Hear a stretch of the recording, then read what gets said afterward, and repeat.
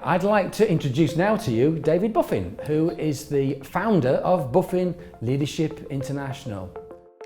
David, welcome. Yes. Can you tell us a little bit about your expertise and your specialist background before you started the business? Yes, well, I was originally university and having got my practical, I call it a practical degree, came out and went into sales and marketing originally, into a business where I was, over a very fairly quick period of time, was promoted to an area manager. And in that capacity, I managed a team and realised the value of training, and as soon as I could, took advantage of all the training opportunities in that organisation. Yeah. And the main thing was the leadership aspect, which really fascinated me.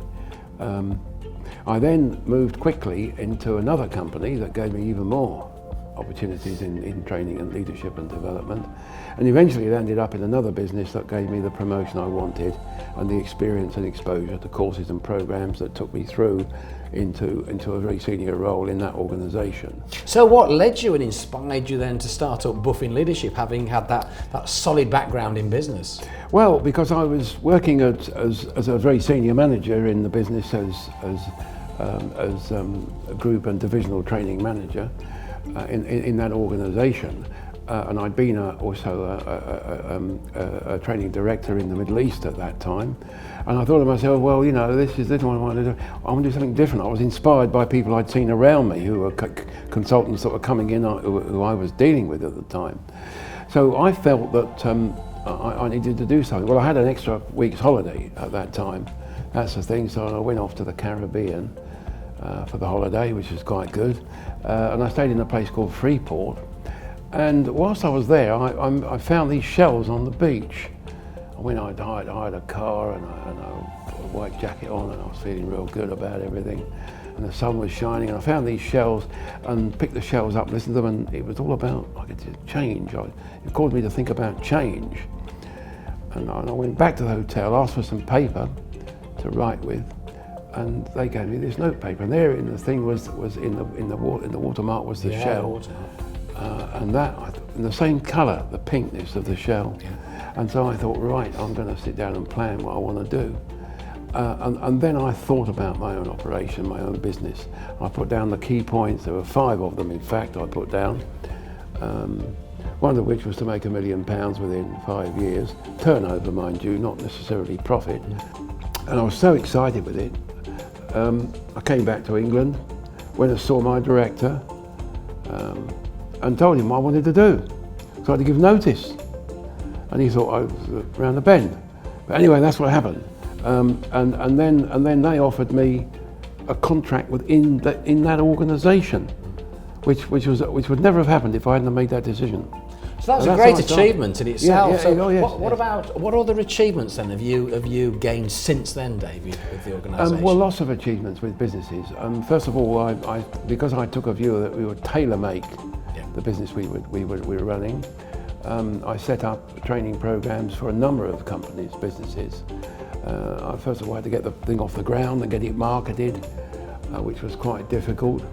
Well, it was difficult, it was challenging because it was new to me, and I'd done certain things fantastic. But some of the companies I worked with, I got other people as associates I worked with, and then eventually we established a licensee operation, which has been successful so far in terms of getting people on board. All of which have achieved results in a number of companies. Improvements with people, reductions in labour turnover, increases in turnover, increases in profitability.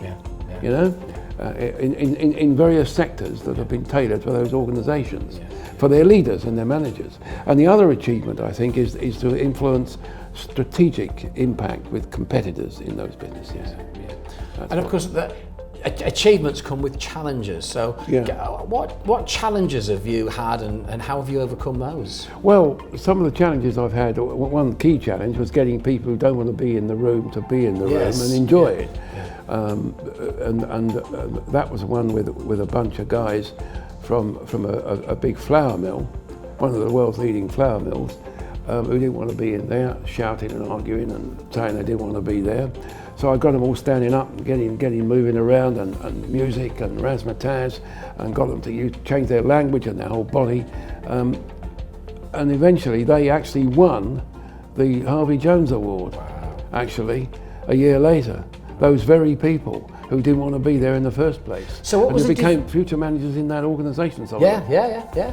So what would you say was the defining thing in those individuals that actually, changed their approach? The defining thing in those individuals was to come to understand that there's something in this, that they can do something if they can take their initiative and use it. In these particular individuals, these were first line managers, supervisors, that they can actually make a difference. That's the defining, and that they can challenge, and they needn't have the same fear that lots of managers have when they're confident in themselves.